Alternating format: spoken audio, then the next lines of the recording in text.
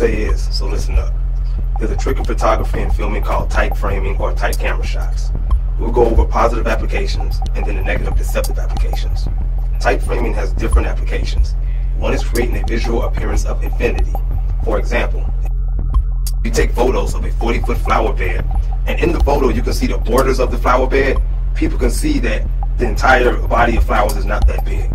But if you do a tight shot of the flowers without showing the borders, it creates an illusion of infinity, that the flowers may actually be larger in quantity than they actually are. Another example is if you are standing on a beach with two shorelines. You take a photo of a boat about 80 feet out with the shoreline in the shot, people can see the boat isn't far away. But if you take the shot of the boat without the shoreline, it looks like the boat photo was taken in the middle of the ocean. That's the illusion of infinity. One other use of this technique is to conceal certain body parts of a model. If you only want the visual focus to be on a certain portion of someone's body, then you would take a tight frame excluding the rest of them, like a torso body shot, or a model shot of someone wearing a belt buckle. You don't want other parts of the body or other pieces of clothing taken away from the main focus, which is the belt buckle. All those are examples of positive applications of this technique. For this segment, we will look at how this technique has been used for negative deception. Now let's look at how this technique has been used for the effective deception. Our first example is footage from the toppling of the Saddam Hussein statue in Iraq. This footage creates an illusion that not many people are familiar with. But I guess the only weight of the statue is going to take care of the rest very soon. Here we go.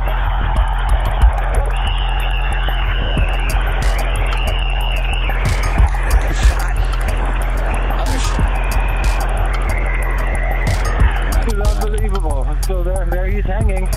It's hard to keep the people away. Chris Youngveld. Throwing rocks at him. And the pieces of metal, wood, whatever, their shoes. If the people in the pocket are throwing whatever they can find, they're throwing it at this statue now from underneath. Incredible sight. That video creates the appearance like massive numbers of Iraqis were there. One may think the whole city is there depending on the perception. Now let's look at Al Jazeera's footage of the same event. The statue was the height of about 4 men, and it required a large amount of manpower to pull it down. This is MSNBC's footage several years later. This may not have been the same footage they showed on their channel during the event. Let's take a look at this one. On countdown, on that day, it was ultimately American Marines who hoisted a chain around Saddam's statue's neck and then pulled it to the ground. But what we did not know is that the toppling of the statue was staged by an Army psychological operations team. Producer from the network Al Jazeera claims that the civilians we see stomping on Saddam's head and cheering their liberation were not even Iraqis, and anyone familiar with the various accents of the Middle East could tell you they were not Iraqis. So what actually happened in Firdos Square on April 9th, 2003, and what actually happened the same day in newsrooms and homes around this country? The pulling down of the statue may not have been premeditated psyops, or not very premeditated, more of an opportunity seized. But here's the question. Who were these psyops guys trying to influence? Iraqis or Americans or both? Both. Last, here's a still photo of the event from a distance. If those video clips didn't illustrate the difference, this photo should.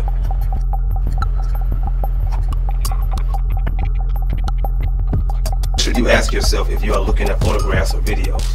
If you can't see the borders or a faraway shot, you should be skeptical of the content until you can see the photo or video from all angles. A faraway shot of this event tells a different story from the close-up shots, which may have shaped a different narrative of the public opinion about the entire event. Our next example is MSNBC footage of armed protesters outside of President Obama's town halls. In this footage, they used tight framing to crop out the racial identity of the gun holder who was the premise of their discussion.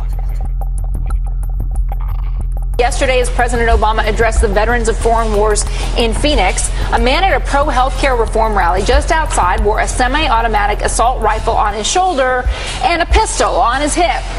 The Associated Press reports about a dozen people in all at that event were visible carrying firearms. And the reason we're talking about this, a lot of talk here, Dylan, because people feel like, yes, there are Second Amendment rights for sure, but also there are questions about whether this has racial overtones. I mean, here you have a man of color in the presidency and white people showing up with guns strapped to their waist.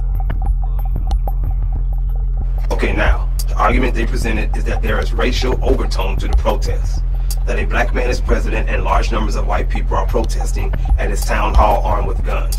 Remember this as we go to the CNN footage of the same man. Now, many of you yesterday were shocked when you saw right here for the first time that video that we showed you during an interview that I was doing with our senior White House correspondent, Ed Henry, of a man who had an AR-15 rifle with him just outside where the president was speaking. This was at an event in Phoenix. There's the picture again. He's right outside where the President of the United States is speaking. President Obama inside, this man outside. And you see that man conducting that interview right there? His name is Ernest Hancock. Mr. Hancock's good enough to join us now. Mr. Hancock, how are you, sir? I'm fine. Thanks, Mr. Sanchez. Is that you in that video that we were watching right there? I'm not seeing the video, but I would imagine so, yes. I was there, and I interviewed the gentleman named Chris. This morning, for 2 hours, we had him on my radio show. And I'm also broadcast on the Republic Broadcasting Network, so good for a lot you. of people heard it. Good for you. Let's listen to some of that interview, by the way, that you were doing yesterday, now that we've been able to get it on the internet. Here it is. Is it your advocacy that by having guns here, we're probably all safer? Absolutely. Absolutely. Did you know him? Did you just happen to come across him when you... Oh, no. I've known Chris for, probably 2 years. As you can see from the CNN clip, that there was actually two elements of deception for our discussion. One is separate from the overall topic of type framing, but still worth noting.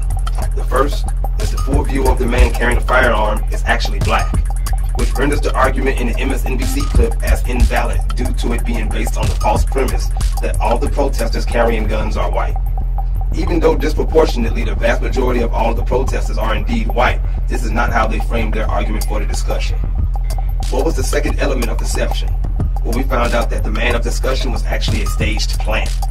Maybe if the producers of the MSNBC clip were aware of this evidence, they wouldn't have deceptively framed the video shot, concealing the protesters' racial identity to support a false argument. Be skeptical of all camera shots and photographs. If a shot looks too close, or if you suspect there may be borders that are being concealed, then withhold casting judgment based on the evidence that was presented regardless of the source. And if you see a commentary discussion based off of video or photograph footage, be suspicious that the people discussing the issue may not even be aware that the evidence they are basing their conclusions from is a misrepresentation of reality.